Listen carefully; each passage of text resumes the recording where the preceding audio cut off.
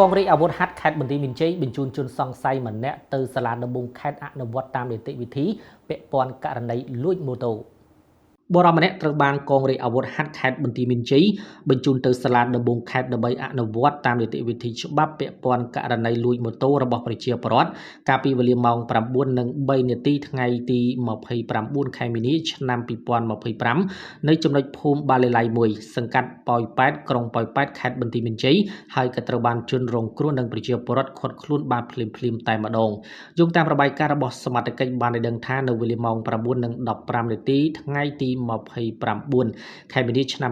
2025 កម្លាំងជំនាញមូលដ្ឋានកងរាជអាវុធហត្ថក្រុងប៉ោយប៉ែតបានទទួលពាក្យបណ្ដឹងរបស់ជនរងគ្រោះឈ្មោះឆយប៊ុនធឿនភេទប្រុសអាយុ 29 ឆ្នាំជនជាតិខ្មែររស់នៅភូមិបាលីឡៃ1សង្កាត់ប៉ោយប៉ែតក្រុងប៉ោយប៉ែតខេត្តបន្ទាយមានជ័យស្ដីពីករណីចោរលួចម៉ូតូបន្ទាប់ពីទទួលបានពាក្យបណ្ដឹងភ្លាមកម្លាំងជំនាញមូលដ្ឋានកងរាជអាវុធហត្ថក្រុងប៉ោយប៉ែតបានចុះទៅដល់ទីតាំងកើតហេតុហើយនាំខ្លួនជនសង្ស័យម្នាក់ឈ្មោះ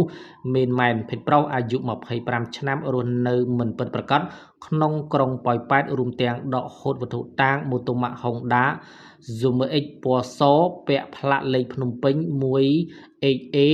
1970ហើយមកមូលដ្ឋានកងរាជអាវុធហត្ថក្រុងប៉ោយប៉ែតដើម្បីសួរនាំនិងចាត់ការតាមនីតិវិធីលោករស្នីត្រីនូនីណារ៉ូមេបញ្ជាការមូលដ្ឋានកងរាជអាវុធហត្ថក្រុងបានឲ្យដឹងថាក្រោយឃាត់ខ្លួននិងសួរនាំរួចជនសង្ស័យបានឆ្លើយសារភាពថាខ្លួនពិតជាបានលួចម៉ូតូជនរងគ្រោះពិតប្រាកដមែន